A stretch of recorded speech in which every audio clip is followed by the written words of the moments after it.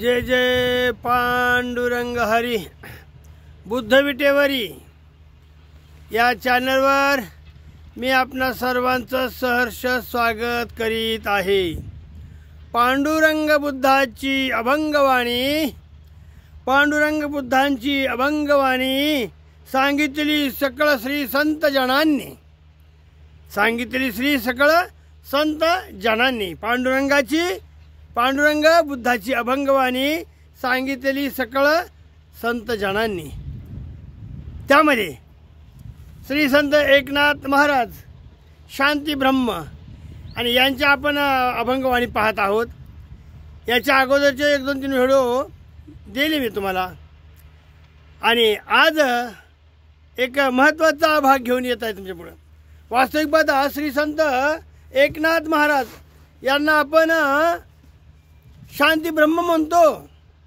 त्याची कारणे आहेत, ते शांती ब्रह्मच आहेत, त्याची कारणे देखील आहेत।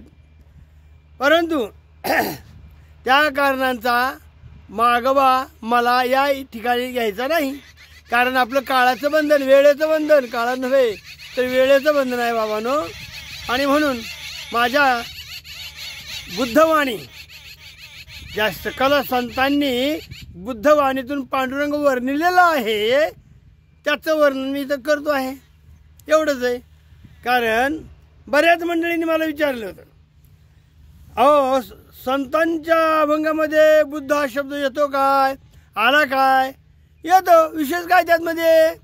केवळ कोणाला तरी छेडायचं आहे म्हणून अशा शब्दांची योजना करायची असेल तर ते साफ चूक आहे, साफ चूक आहे। ते तसा विध्वंस आपल्याला करायचा नाही, तसा आपल्याला द्वेष पसरवायचा नाहीच।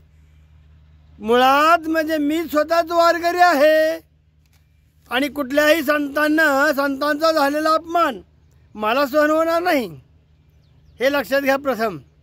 म्हणून शांती ब्रह्म एकनाथ महाराज, आता एकनाथ महाराज हे शांती ब्रह्म जरी असले तरी ते सर्वात जास्त क्रांतिकारी संत आहेत, फार क्रांतिकारी संत आहेत।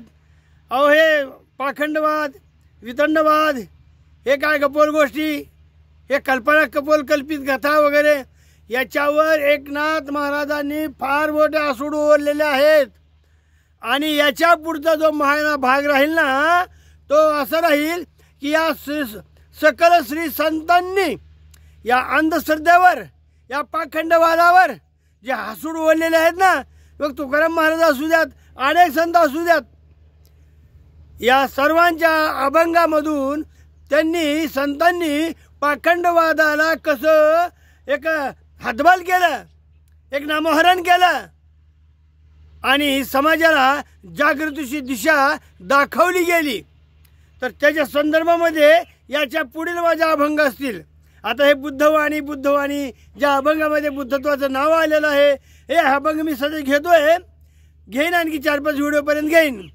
पण तदनंतर या संतांनी जे कार्य केलेलं आहे, पाखंडवादावरची लढाई असू द्यात, वितंडवादावरची लढाई असू द्यात, कपोल कल्पित बाता हाणलेल्या असू द्यात, काही असू द्यात, अहो काय सांगावं, एकनाथ महाराजांच्या इतका शिवीगाळ, आता शिवा शब्द वापरतो बरं का, माफ करा मला, शिवीगाळ एकनाथ महाराजांनी खर्चून दिलेले आहे। देवा भेदभाव ठेवला नाही कोणा देवाची धर्माची सुद्धा, का तर त्यांना तिथं दिसत होता पाखंडवाद, वितंडवाद। आणि याच्यावर खरोखर जर कोरडे ओढले असेल ना तर ते श्री संत एकनाथ महाराजांनी देखील। आपण काय पाहतो, आपण फक्त तुकाराम महाराजांना केलेली पोलखेळ आपण वाचतो पाहतो, किंवा श्री संत नामदेव महाराजांनी केलेली कोलफोल पाहतो आपण। पण या दोन्ही संतांपेक्षा जबरदस्त शब्दांची रचना जर कोणी केली असेल तर ती श्री संत एकनाथ महाराजांनी, हे लक्षात घ्या अगोदर। आणि याच्यानंतर आपण येऊ त्याच्यावर। पण आजचा अभंग मी घेत आहे आणि तो अभंग असा आहे, आरती अनंत भुजा, आरती अनंत भुजा। आता अनंत भुजा म्हणजे अनेक हात असणे, अनंत भुजा म्हणजे अनेक हात असणे। काही देवदेवतेंना 4 हात 6 हात दाखवले, सहस्त्र हात दाखवलेले आहेत। ते कर्तृत्व आहे त्यांचं, तशा पद्धतीचं त्यांचं ते कर्तृत्व आहे। उदाहरणार्थ बुद्धवंदनेमध्ये दस बल तनुजंग हा शब्द आलेला आहे. लंकाय जम्बुदीपे तिथस पुरवरे नागलोके चतुपे. या ठिकाणी लंकाय जम्बुदीपे म्हणजे लंका आणि जम्बुदीप म्हणजे भारत. भारत लंका जम्बुदीप हे सगळं एक होतं अशोकाच्या काळामध्ये.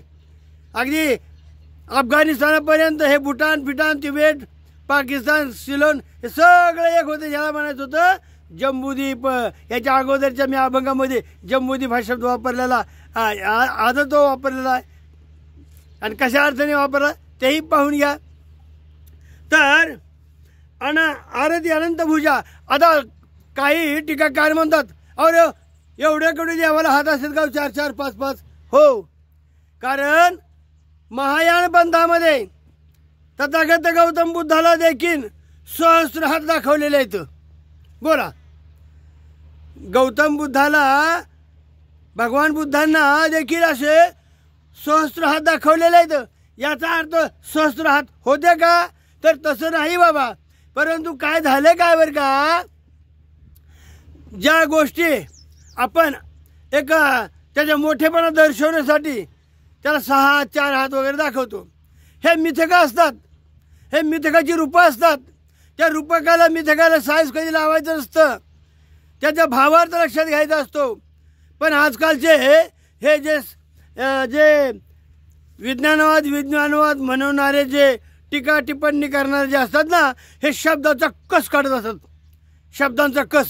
आणि त्या कसामधून त्यांना काही शब्द सापडत नाही, काही सापडत नाही. अहो सहस्त्र हात कुणाला मिळणारच नाहीत ना. 4 हात 5 हात 10 हात कुठे मिळणारच नाहीत ना.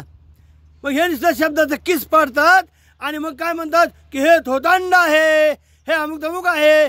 पण त्याने जर त्या मिथकाचा जर भावार्थ लक्षात घेतला तर थोतांड हात बोलतोय. जो टीका करतो देवा धर्मावर तोच मिथक आहे. तोच आता कम्युनिस्ट हा शब्द मला वापरायचा नव्हता, चुकून तोंडामध्ये आला. पण त्या मांडेरचे हे लोक आहेत. म्हणून या टीकाकारांना देखील आणि ह्या उचलेगिरी करणाऱ्यांना देखील श्री संत तुकाराम महाराजांनी सडेतोड उत्तर दिलेलं आहे. भरपूर उत्तर दिलेले आहेत. कारण मी इथे एक शब्द आला इथे कुठला अनंतभुजा. म्हणून अनंतभुजा या शब्द आला आहे, त्याच्यामुळं मी एवढं एक तुम्हाला बोललो नाही. आरती अनंतभुजा विठू पंढरी राजा. आता विठोबाला 2च हात आहेत कमरेवर. पण जी कल्पना असते, जे मोठेपण सांगायचं असतं, माझ्या अंगामध्ये 10 हत्तीचं बळ आहे, याचा अर्थ मी 10 हत्ती किंवा रावणाला 10 तोंड आहे, तर तसं नाही बाबा. दसं बल तनुजंग 10 हत्तीचं बळ रावणाला वापरलं गेलं. हे रूपक असतात हो, त्याचे मोठेपणा दाखवण्यासाठी हे रूपक असतात. म्हणून आरती अनंतभुजा विठू पंढरी राजा न चलती उपचार मने सारली पूजा. परेशी पार नाही, अर्थ सांगत नाही, वेळ नाही. परेशी पार नाही न कळे निगमा ठाई. भूलला भक्तिभाव लाहो घेतला देही, लाहो घेतला देही. अनिर्वाच